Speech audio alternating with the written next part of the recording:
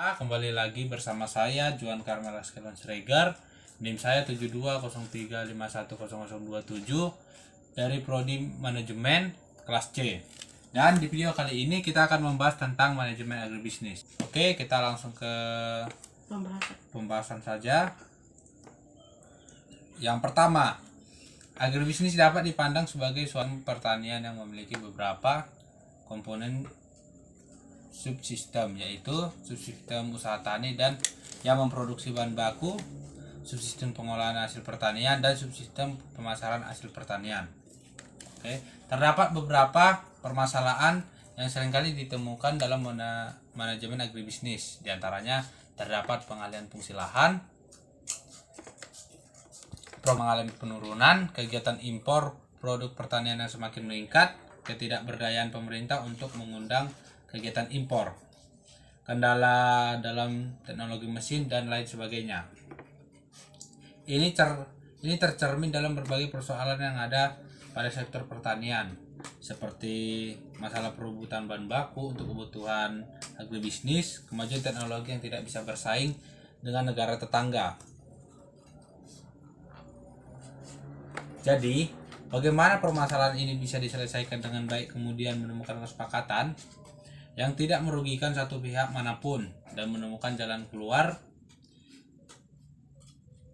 atas banyaknya permasalahan yang sehingga agribisnis bisa berkembang dengan baik di negara kita ini. Hanya saja, solusi dari permasalahan tersebut di atas harus dilakukan secara terintegritas dan bersinergik antara pelaku agribisnis, masyarakat sebagai konsumen, dan pemerintah.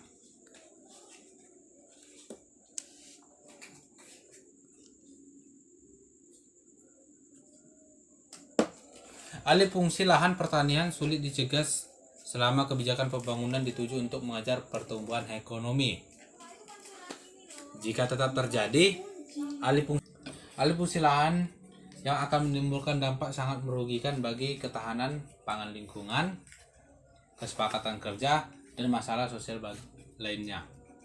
Oleh sebab itu, kebijakan pemerintah untuk mengatasi sebaiknya lebih diarahkan dan minimalkan dampak negatif yang ditimbulkan.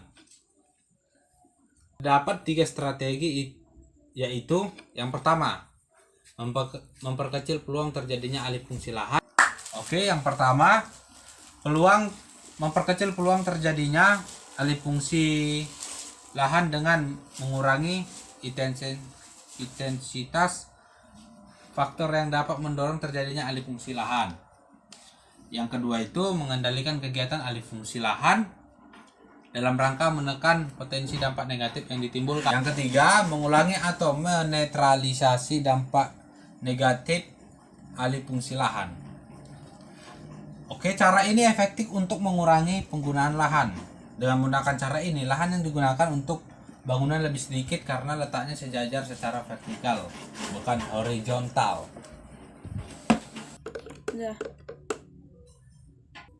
Di dalam era persaingan yang semakin ketat, setiap pelaku agribisnis hortikultural dituntut meningkatkan daya saing produk yang dihasilkannya.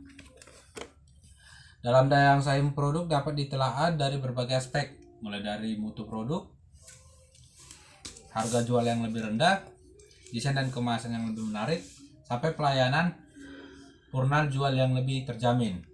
Inovasi secara berkesinambungan memungkinkan pelaku agribisnis terdapat perbaikan-perbaikan dalam proses produksi, baik melalui adopsi teknologi atau di luar perusahaan, maupun melalui penelitian dengan pengembangan dalam perusahaan tersebut. Hal demikian dapat menghasilkan produk yang memiliki daya saing yang lebih tinggi, baik berupa peningkatan kualitas produk, peningkatan desain produk, dan peningkatan efisiensi produk. Setiap inovasi produk harus selalu diarahkan kepada kebutuhan pelanggan. Inovasi tanpa memperhatikan kebutuhan pelanggan dapat mengakibatkan kegagalan dan pemasaran produk yang dihasilkan.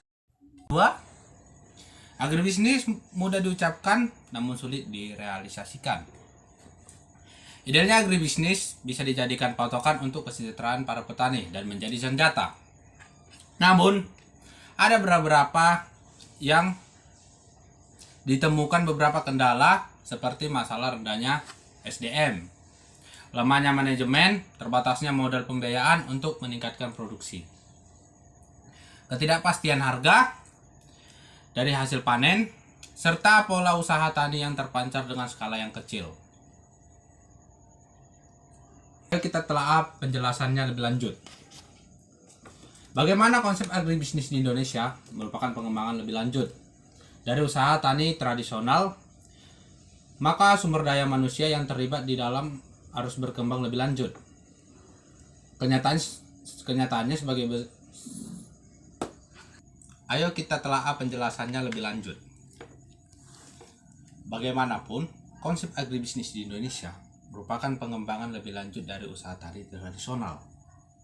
Maka sumber daya manusia yang harus terlibat dalamnya harus berkembang lebih maju. Kenyataannya, sebagian besar SDM pertanian di Indonesia tingkat pendidikannya masih rendah, hingga sulit mengadopsi dan menginovasikan pola berbagai inovasi teknologi. Padahal dalam agribisnis, inovasi teknologi, sosial, ekonomi terus-menerus diaplikasikan. Melalui konsep agribisnis ini, maka interaksi petani dengan perbankan menjadi intervensi. Agribisnis ini,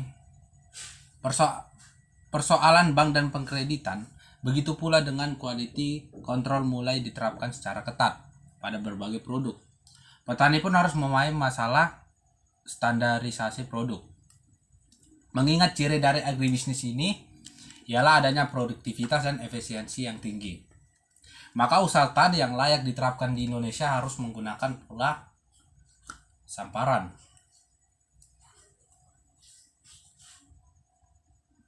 Petani bergabung membentuk kelompok tani, menyatukan lahannya untuk mengusahakan komoditi tertentu yang telah diketahui memiliki proyek pasar yang cerah.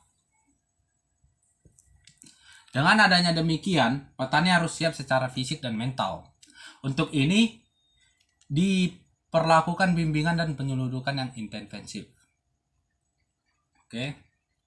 Dalam penerapan agribisnis memang banyak hal yang baru diterapkan, seperti faktor kesiapan SDM sangat menentukan. Oleh karena itu, petani selaku SDM agribisnis harus mampu mengantisipasi dan mengadaptasikan kondisi yang relatif baru. Begitu pula dengan SDM agribisnis non petani, baik yang bergerak di sektor input, sektor sekunder, atau sektor tersier. Tak dapat dipungkiri bahwa selama ini posisi petani dalam mata rantai pertanian relatif lemah, apalagi petani kecil atau petani gurem, hingga nilai tambah yang diperoleh jarang mencapai posisi optimal. Terus menyangkut usaha tani, khususnya para petani padi,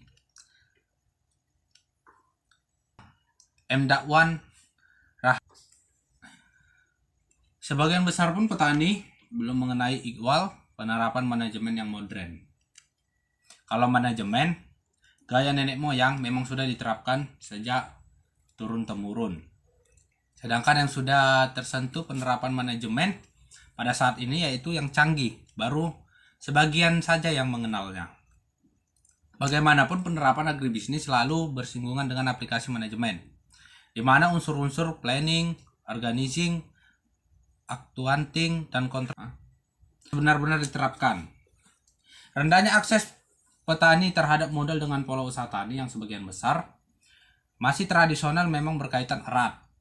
Di satu sisi, para petani merasa tidak kenal dengan perbankan, hingga nyaris tak ada peluang untuk meningkatkan modal dan mengembangkan usahanya. Di sisi lain, ada keengganan dan kekhawatiran pihak perbankan untuk menyalurkan kredit kepada petani, terutama petani kecil dengan aset yang kecil. Perbankan agak enggan melayani karena risikonya terlalu tinggi. Kalaupun ada keuntungan yang diperoleh tak seberapa, hingga dianggap menambah kos dan memperumit operasional. Dengan kondisi yang demikian, jarak antara petani dengan perbankan seolah tak pernah menyempit. Untuk menjebetani Menjam. Untuk menanganinya, maka konsep usaha tani sehamparan dengan komoditi terpadu perlu diterapkan. Selain itu, dukungan koperasi pun harus makin optimal. Memang tak ada pilihan lain. Petani harus membentuk kelompok yang solid, bergotong royong, dan berusaha secara bersama. Sudah selayaknya seluruh komponen agribisnis tersebut, petani dan usaha tani mendapat dukungan permodalan secara optimal. Misalnya, terlampaunya pihak dalam komponen hilir.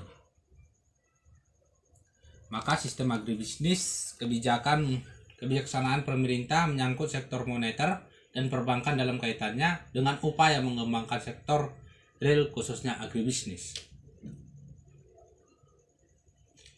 Oke, cukup sekian, kita lanjut ke nomor 3.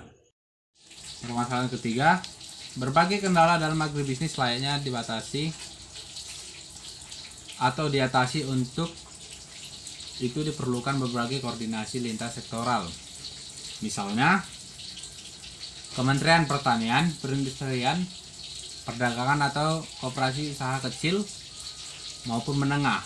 Begitu pula dengan perguruan tinggi serta dunia usaha nasional. Indonesia hanya bisa bangkit secara ekonomi jika sektor pertaniannya dibenahi terlebih dahulu, dengan tetap mengutamakan upaya peningkatan kesejahteraan petani.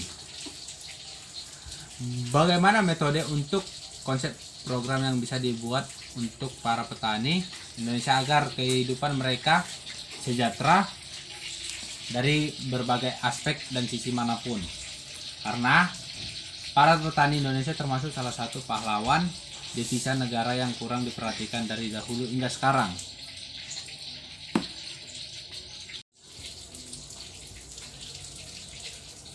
Oke, baiklah, kita akan mengulasnya. Seringkali petani Indonesia asal memilih benih padi yang akan ditanam, sehingga seringkali hasil panen yang didapatkan tidak memuaskan atau bahkan gagal panen. Oleh karena itu, para petani harus melakukan suatu penelitian yang bisa memecahkan masalah ini. Alangkah baiknya para petani memilih benih padi dengan cara merendam benih yang akan digunakan selama 2 jam.